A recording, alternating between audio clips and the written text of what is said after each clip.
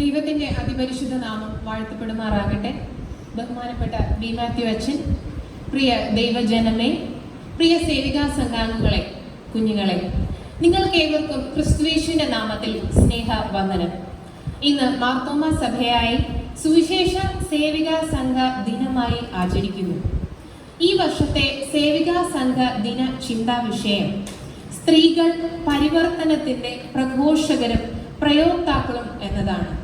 Woman proclaimers and practitioners of change.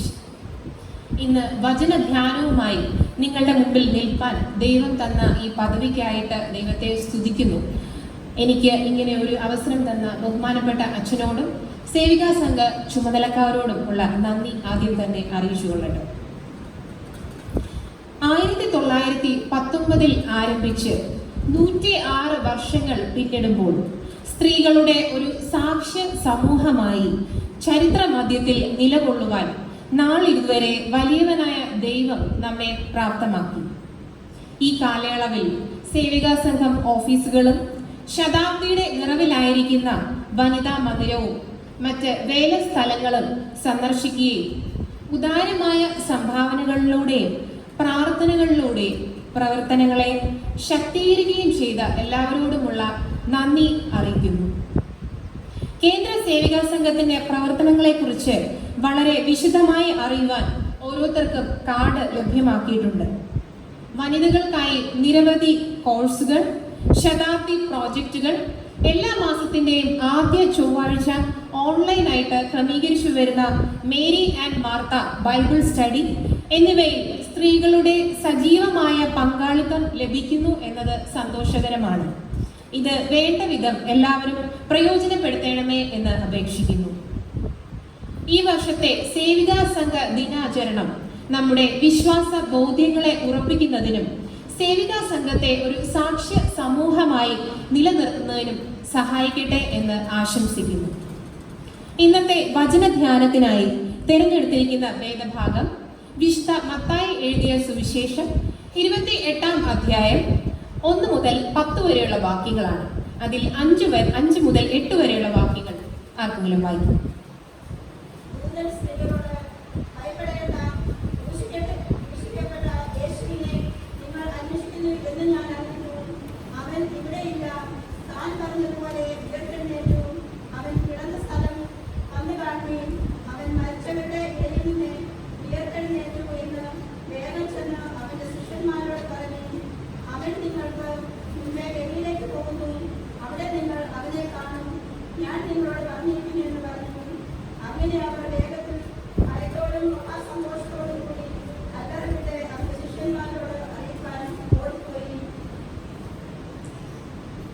യേശുവിന്റെ ഉയർത്തെഴുന്നേൽപ്പിന്റെ പ്രധാന സാക്ഷികൾ സ്ത്രീകളാണെന്ന് 4 സുവിശേഷങ്ങളും ഒരുപോലെ വ്യക്തമാക്കുന്നുണ്ട്. വിശുദ്ധ ലൂക്കോസിന്റെ സുവിശേഷത്തിൽ സ്ത്രീകൾ ഒരുമിച്ച് പോയി എന്നാണ് പറയുന്നത്. വിശുദ്ധ മർക്കോസ് 3 സ്ത്രീകളുടെ പേര് എടുത്തു പറയുന്നുണ്ട്. മഗ്ദലന മറിയവും യാക്കോബിന്റെ അമ്മ മറിയയും ശലോമിയും. വിശുദ്ധ മത്തായി പറയുന്നത് മഗ്ദലന മറിയയും മറ്റേ മറിയയും കല്ലറയ്ക്കൽ പോയി എന്നതാണ്. വിശുദ്ധ യോഹന്നാൻ മഗ്ദലന മറിയം ഒറ്റയ്ക്കാണ് കല്ലറയ്ക്കൽ ചെന്നത് എന്ന് പറയുന്നു. യേശു ജീവിച്ച യഹൂദ ലോകം പുരുഷ ആധിപത്യപരമായിരുന്നു. എങ്കിലും യേശുവിന്റെ ശുശ്രൂഷയിൽ സ്ത്രീകൾ എത്രമാത്രം ചേർന്നു നിന്നിരുന്നു എന്നതിന്റെ തെളിവായി നമുക്ക് സ്ത്രീകളുടെ ഈ സാന്നിധ്യത്തെ തിരിച്ചറിയാം. ഇത് സ്ത്രീകളായ നമുക്ക് അഭിമാനം പകരുന്ന ഒരു വസ്തുതയാണ്. ഈ വേദഭാഗത്തിലൂടെ നാം കാണുന്നത് സ്വയം നിർമ്മിത തടവറകളെ മറികടക്കുന്ന സ്ത്രീ സഹജമായ ഒരു മുൻകൈയാണ്. ഉയർപ്പിന്റെ ആദ്യ സാക്ഷികളാകാൻ എന്തുകൊണ്ടും യോഗ്യർ സ്ത്രീകൾ തന്നെ എന്ന ദൈവിക നിശ്ചയം ഇവിടെ നമുക്ക് കാണാം. കാര്യങ്ങളെ വളരെ സൂക്ഷ്മതയോടെ വിലയിരുത്തി തക്ക സമയത്ത് കൃത്യമായ മുൻകൈ എടുക്കുവാനുള്ള സ്ത്രീകളുടെ സഹജമായ നേതൃത്വ ഭാവന നമ്മൾ ഓരോരുത്തരിലും നിക്ഷേപിച്ചിട്ടുണ്ട് എന്ന സത്യം നാം ഓരോരുത്തരും തിരിച്ചറിയണം. ഏതൊരു പരിവർത്തനവും സാധ്യമാകുന്നത് നമ്മൾ ചരിത്രത്തിൽ എടുക്കുന്ന ചെറുതും വലുതുമായ മുൻകൈയിലൂടെയാണ്. ഇത്തരത്തിൽ മുൻകൈകൾ എടുത്ത നിരവധി സ്ത്രീകളുടെ പേരുകൾ വേദപുസ്തകത്തിൽ നമുക്ക് കാണുവാനായിട്ട് സാധിക്കും.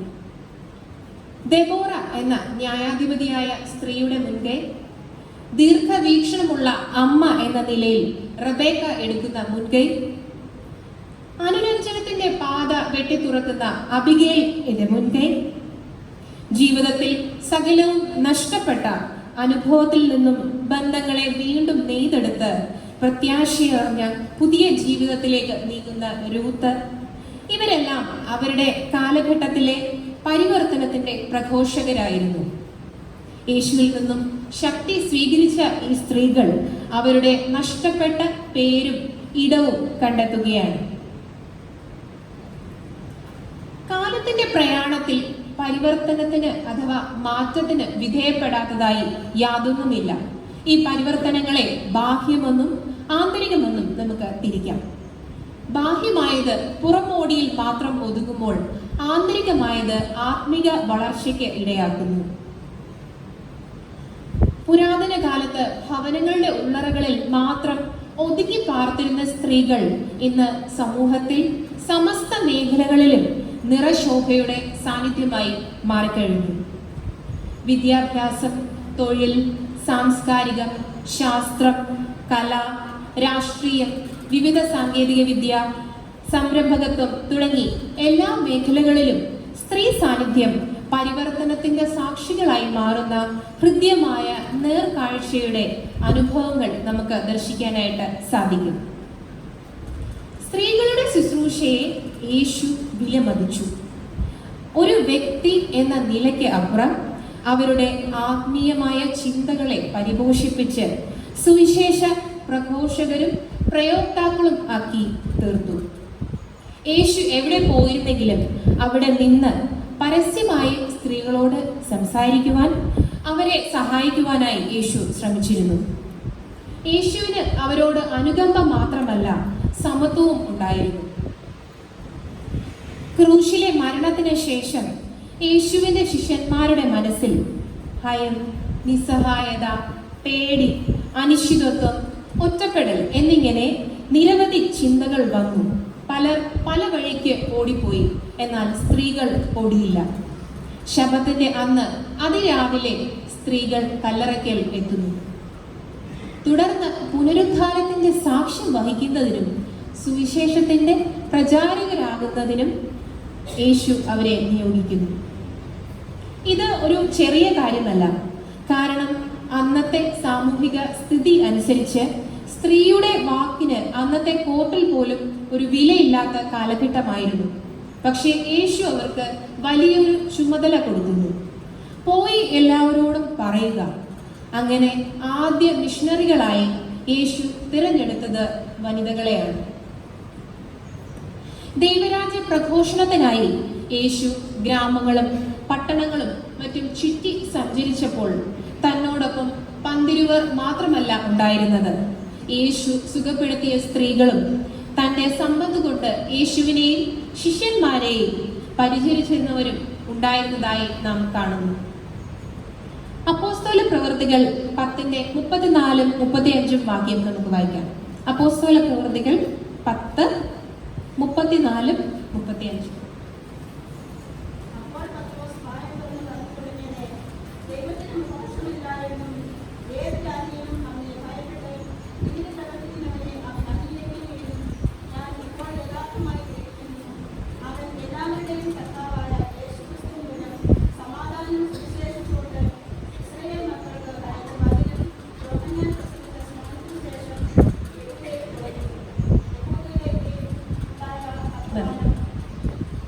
ദൈവം മനുഷ്യനെ സൃഷ്ടിച്ചത് ആണും പെണ്ണുമായാണ്.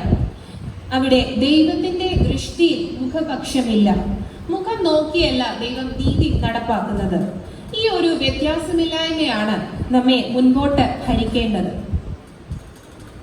ഈ കഴിഞ്ഞ 2 വർഷങ്ങൾക്ക് മുമ്പ് മലയാള മനോരമ പ്രസിദ്ധീകരിച്ച ഒരു സർവേയിൽ ഒരു വർഷക്കാലം കേരളത്തിൽ നടന്ന മാട്രിമോണിയൽ അഡ്വർടൈസ്മെന്റ് കണക്കനുസരിച്ച് മലയാളി അഡ്വർടൈസ് ചെയ്ത മുഴുവൻ മാട്രിമോണിയൽ സൈറ്റുകളിലും പുരുഷന്മാർ രജിസ്റ്റർ ചെയ്തത് ഏകദേശം 15 ലക്ഷം പേരാണ്. എന്നാൽ സ്ത്രീകൾ എത്രയാണെന്ന് അറിയാമോ? വെറും 48,000 പേർ. ഗാർഹിക പീഡനവും ലിംഗ വിവേചനവും ഇന്ന് പല ഇടങ്ങളിലും അസ്വസ്ഥത സൃഷ്ടിക്കുന്നു. നമ്മളെ ഈ കഴിഞ്ഞ ദിവസങ്ങളിൽ വല്ലാതെ വേദനിപ്പിച്ചതായ ഗാർഹിക പീഡനങ്ങളിൽ മരണപ്പെട്ട പെൺകുട്ടികളുടെ വാർത്ത നമുക്ക് എങ്ങനെ മറക്കാനാകും? നമ്മുടെ മക്കളോട് ഇന്നത് ചെയ്യണം, ഇങ്ങനെ ചെയ്യണം എന്ന് പറയുക മാത്രമല്ല, നമ്മുടെ മക്കൾക്ക് നല്ല ഒരു മാതൃക ഉള്ളവരായി തീരുവാൻ നമുക്ക് ഇടയാകണം.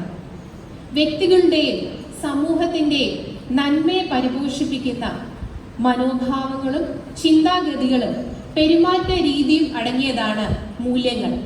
ഇതുപോലെ മൂല്യങ്ങളുള്ളവരായി വളർത്തിയെടുക്കുവാൻ നമുക്ക് സാധിക്കണം.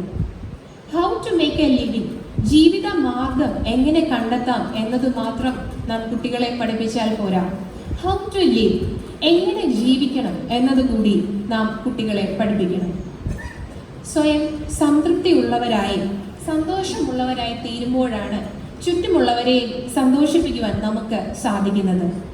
പരസ്പരം ബഹുമാനിക്കുന്ന, പരസ്പരം ആദരിക്കുന്ന, പരസ്പരം സ്നേഹിക്കുന്ന കുടുംബങ്ങളായി തീരുവാൻ നമുക്ക് സാധിക്കണം. വചനം അനുസരിച്ച് ജീവിക്കുന്ന മാതാപിതാക്കൾക്കാണ് വചനം അനുസരിച്ച് ജീവിക്കുന്ന അനുഗ്രഹിക്കപ്പെട്ട മക്കളെ ലഭിക്കുന്നത്. നമ്മുടെ മക്കളെ അഥവാ പുതിയ തലമുറയെ നമുക്ക് ഇങ്ങനെ വാർത്തെടുക്കുവാനായിട്ട് നമുക്ക് സാധിക്കണം. ഒരിക്കൽ ഒരു കൊച്ചു പെൺകുട്ടിക്ക് ഒരു പട്ടു തൂവാല സമ്മാനമായി കിട്ടി. അവൾ അത് ഒരു നിധി പോലെ കയ്യിലെപ്പോഴും സൂക്ഷിച്ചു വെച്ചു. പ്രശസ്ത സാഹിത്യകാരനായ ജോൺ റസ്കിന്റെ ഭവനത്തിൽ വെച്ച് അവൾക്ക് ഒരു കൈപ്പിഴ സംഭവിച്ചു. അവളുടെ കൈ തട്ടി മേശപ്പുറത്തിരുന്ന മഷിക്കുപ്പി അവളുടെ പട്ടുതൂവാലയുടെ മുകളിലേക്ക് മറഞ്ഞു വീണു. അവൾ ആ തൂവാല തിരിച്ചും മറിച്ചും നോക്കി. അവളുടെ മനോഹരമായ തൂവാല വികൃതമായിരിക്കുന്നു. സങ്കടവും അരിശവും അവളുടെ ഹൃദയത്തിലേക്ക് പെട്ടെന്ന് ഇരച്ചു കയറി. അവൾക്ക് സഹിക്കാൻ വയ്യാതെ ആ തൂവാല അവൾ ചുരുട്ടി എറിഞ്ഞു. റസ്കിൻ സംഭവിച്ചതെല്ലാം വളരെ കൗതുകത്തോടെ വീക്ഷിക്കുന്നുണ്ടായിരുന്നു. അദ്ദേഹം ആ തൂവാല എടുത്ത് അതിൽ കൂടി സൂക്ഷിച്ച് നോക്കി. ഒരു നല്ല ചിത്രകാരനും കലാകാരനും കൂടിയായിരുന്നു റസ്കിൻ. അദ്ദേഹം ആ മഷിത്തുള്ളികൾ ഉൾക്കൊള്ളിച്ച് ആ തൂവാലയിൽ വിരിഞ്ഞു നിൽക്കുന്ന ഒരു പുഷ്പത്തിന്റെ ചിത്രം വരച്ചു. എന്നിട്ട് വീണ്ടും അത് ആ പെൺകുട്ടിക്ക് സമ്മാനിച്ചു. ആ തൂവാല കണ്ട് അവൾ അത്ഭുതപ്പെട്ടു. റസ്കിൻ പറഞ്ഞു, ഇത് നിന്റെ തൂവാല തന്നെ. ആ പെൺകുട്ടി വളരെ ആശ്ചര്യത്തോടെ ചോദിച്ചു, ഇത് എന്റെ തൂവാല തന്നെയോ? അദ്ദേഹം പറഞ്ഞു, അതെ മകളെ, നിന്നോട് കുറച്ച് കാര്യങ്ങൾ അറിയിക്കുവാനും ഒരു വിലപ്പെട്ട സത്യം നിന്നോട് അറിയിക്കുവാനും കൂടിയാണ് ഞാൻ ഇത് ചെയ്തത്. ജീവിതത്തിൽ പലപ്പോഴും പരാജയങ്ങൾ ഉണ്ടാകാം, പക്ഷേ നിന്റെ മനസ്സ് ഒരിക്കലും തളർന്നു പോകരുത്. ഏത് തിന്മയും നന്മയിലേക്ക് നയിക്കാനായിട്ട് നമുക്ക് സാധിക്കും. ശുഭാപ്തി വിശ്വാസവും ഈശ്വരനിലുള്ള ആശ്രയവും കൈവിടാതെ ഇരുന്നാൽ മാത്രം മതി. ഇന്നത്തെ വേദഭാഗത്തിൽ നാം വായിച്ചത് കല്ലറയിലേക്ക് യാത്ര തിരിച്ച സ്ത്രീകൾ ഭയത്തെ അതിജീവിക്കുന്നതായ സന്തോഷം അനുഭവിച്ച് ധീരരായ പ്രഘോഷകരായി മാറുന്ന ഒരു പരിവർത്തനത്തിന്റെ യാത്രയാണ് നാം കണ്ടത്. ഇത് കേവലം അവരുടെ മാത്രം കഥയല്ല, മറിച്ച് മാറ്റത്തിനായി ശ്രമിക്കുന്ന ഏതൊരാൾക്കും ഉള്ള ഒരു മാർഗരേഖയാണ്. പ്രതിസന്ധികളെ നേരിടുവാനുള്ള ധൈര്യത്തോടെ അന്വേഷകരാകുവാനും ഉയർപ്പിന്റെ സന്തോഷം നമ്മുടെ ഹൃദയത്തിൽ വഹിച്ച് വാഹകരാകുവാനും ആ പ്രത്യാശയുടെ സന്ദേശം മറ്റുള്ളവർക്ക് പകർന്നു നൽകി പ്രഘോഷകരാകുവാനും ഈ സംഭവം നമ്മെ ഓരോരുത്തരെയും വെല്ലുവിളിക്കുന്നു. ദൈവരാജ്യത്തിന്റെ വിശാല ദർശനങ്ങളിലേക്ക് സമൂഹത്തെ കെട്ടുപണി ചെയ്യുന്ന പ്രവർത്തനങ്ങളിൽ ഏർപ്പെടുവാനും സ്ത്രീകളായ നമുക്ക് ഓരോരുത്തർക്കും വലിയ ഉത്തരവാദിത്വം ഉണ്ട്. കഴിഞ്ഞ തലമുറയിൽ ഇപ്രകാരം ത്യാഗോജനമായ പ്രവർത്തനത്തിൽ ഏർപ്പെട്ട എല്ലാവരെയും നമുക്ക് നന്ദിയോടെ സ്മരിക്കാം. ഈ കാലഘട്ടത്തിൽ മാറ്റത്തിന്റെ പ്രഘോഷകരും പ്രയോക്താക്കളും ആയി മാറുവാനുള്ള ഉത്തരവാദിത്വം ധൈര്യത്തോടെ നമുക്ക് ഏറ്റെടുക്കാം. അത് ചൂഷണരഹിതമായ, പരസ്പരം ആദരിക്കുകയും ബഹുമാനിക്കുകയും ചെയ്യുന്ന, എല്ലാവരെയും തുല്യരായി കാണുന്ന ദൈവരാജ്യത്തിന്റെ വിശാലമായ അനുഭവത്തിലേക്ക് നമ്മെ കൈപിടിച്ച് ഉയർത്തുന്ന പ്രവർത്തനങ്ങൾക്ക് നേതൃത്വം കൊടുക്കുവാനായിട്ട് ഈ വർഷത്തെ സേവികാ സംഘ ദിനം നമ്മെ ഓരോരുത്തരെയും സഹായിക്കട്ടെ. എല്ലാവർക്കും സേവികാ സംഘ ദിനത്തിന്റെ ആശംസകൾ നേരുന്നു. ദൈവം നമ്മെ അനുഗ്രഹിക്കട്ടെ.